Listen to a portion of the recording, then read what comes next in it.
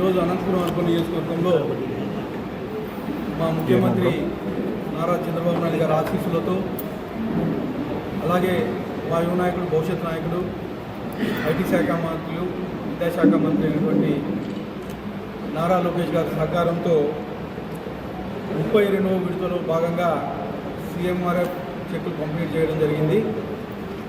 దాదాపు ఇప్పటి వరకు అనంతపురం అర్బన్ నియోజకవర్గం ఒక్కటే 655 మందికి గాను దాదాపు 6.5 కోట్ల రూపాయలు ఇప్పటివరకు ఈ 2 ఏళ్ల కాలంలో మేము పంపిణీ చేయడం జరిగింది.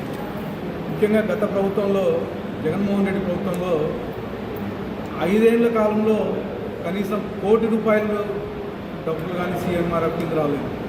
కానీ మా ముఖ్యమంత్రి నారా చంద్రబాబు నాయుడు గారు ఈ 2 ఏళ్ల కాలంలోనే అనంతపురం అర్బన్ నియోజకవర్గానికి ఒకటే దాదాపు 6.5 కోట్ల రూపాయలు సీఎంఆర్ఎఫ్ కింద ఇవ్వడం జరిగింది. అంటే మా ముఖ్యమంత్రి నారా చంద్రబాబు నాయుడు గారు ప్రజల పక్షపాతి, బడుగు బలహీన వర్గాలకి ఆరోగ్యం మీద శ్రద్ధ పెట్టి ఏదైతే వీళ్ళు ఖర్చు పెట్టి వైద్యం చేయించుకున్నారో దాంట్లో భాగంగా సీఎంఆర్ఎఫ్ కింద హెల్ప్ చేయడం జరిగింది. గత ప్రభుత్వంలో మీరు చూశారు ఎన్నో అరాచకాలు, ఎన్నో విధ్వంసాలు జరిగాయి. కానీ ఈ 2 ఏళ్ల కాలంలో మా ముఖ్యమంత్రి నారా చంద్రబాబు నాయుడు గారు అనుభవజ్ఞుడు కాబట్టి దాదాపు 10 లక్షల కోట్ల రూపాయలు లోటు బడ్జెట్లో గవర్నమెంట్ అప్పగిస్తే ఈ 2 ఏళ్ల కాలంలోనే ఒక గాడిని పెట్టి ఈరోజు ఉద్యోగస్తులకైతే 30 జీతాలు, అలాగే పెన్షనర్స్కి 1వ తేదీ పెన్షన్లు పడుతున్నాయి.